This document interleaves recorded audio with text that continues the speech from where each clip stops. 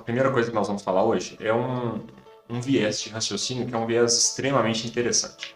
Nós chamamos esse viés de viés do sobrevivente. É uma história que tem uma versão só, existem várias versões, mas resumidamente é o seguinte: durante a Segunda Guerra, os aviões se tornaram armas poderosas de guerra e armas muito difíceis de serem obtidas porque demandavam um custo enorme de produção e de treinamento dos pilotos.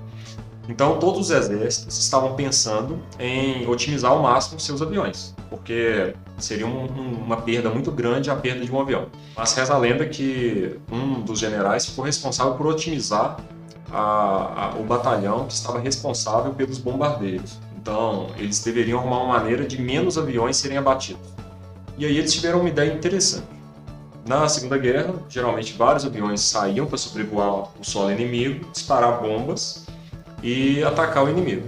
E quando chegava nesse local, alguns aviões eram abatidos com tiros, com falhas técnicas e tudo mais. E alguns aviões retornavam. Qual que foi o raciocínio inicial do pessoal? Pensaram o seguinte: o avião voltou da guerra e tem vários buracos de tiro nesse avião.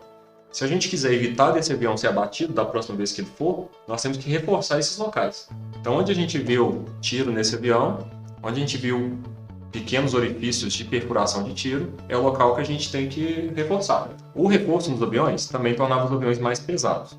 Mas, como era um local que o avião estava sofrendo dano, e eles queriam evitar os aviões serem abatidos, fizeram isso. Qual que foi o resultado? E aí é que a coisa começa a ficar interessante. Quando mandaram esses novos aviões, essa nova série de aviões, para o inimigo, para a guerra, eles notaram que uma quantidade, uma fatia muito maior de aviões foi abatida. Então o efeito foi exatamente o efeito contrário daquele que eles esperavam. E o que justifica isso? A ideia é o seguinte: quando o pessoal pegou os aviões que voltaram do combate e viram os locais que eles haviam sido danificados e decidiram reforçar esses locais, eles estavam analisando somente os sobreviventes. Aqueles aviões que foram e que tomaram tiro e que foram abatidos não foram analisados, eles ficaram lá no território inimigo. Então, esses locais que estavam sendo reforçados, na verdade, eram locais que o avião, mesmo se tomasse um tiro ali, ele conseguia voltar para casa. Esse tiro nesse local não era um tiro fatal. Pelo contrário, se o avião tomasse um tiro em um local que fosse fatal para o avião, ele ia ficar no território inimigo e nunca seria visto tiro nesses locais. Então, o local que a gente deveria reforçar o avião é, na verdade, justamente o oposto do local onde nós estamos vendo orifícios. O que é extremamente interessante, né? É um viés de raciocínio que isso fatalmente pode pegar. Exatamente. E interessante. E como que isso relaciona com passar na residência, com fazer a prova da residência, ser bem sucedido? É o seguinte: você que está tentando a prova, você muitas vezes vai se espelhar em pessoas que já foram bem. A questão é que, vendo pessoas que já foram bem na prova de residência e repetindo os passos delas, muitas vezes você não sabe se você está analisando um sobrevivente, você está analisando o que passou. E aí você fica tentando fazer as mesmas coisas de quem passou e esquece que mais importante do que analisar quem passou é analisar quem não passou.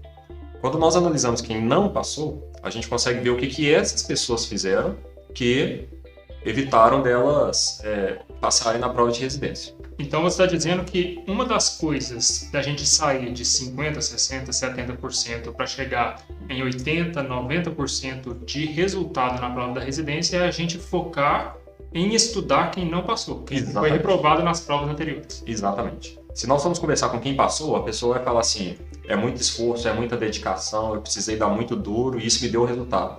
Quando a gente escuta isso, dá a impressão que se a gente colocar também esforço, dedicação e tempo de estudo, nós também vamos chegar no resultado. E isso não é verdade, porque pessoas que não passam também estudam, se dedicam e muitas vezes não chegam no resultado esperado. Quando isso acontece com essas pessoas, a justificativa que elas pensam na cabeça dela é que as outras pessoas que passaram são gênios e que ela nunca vai conseguir obter esse resultado.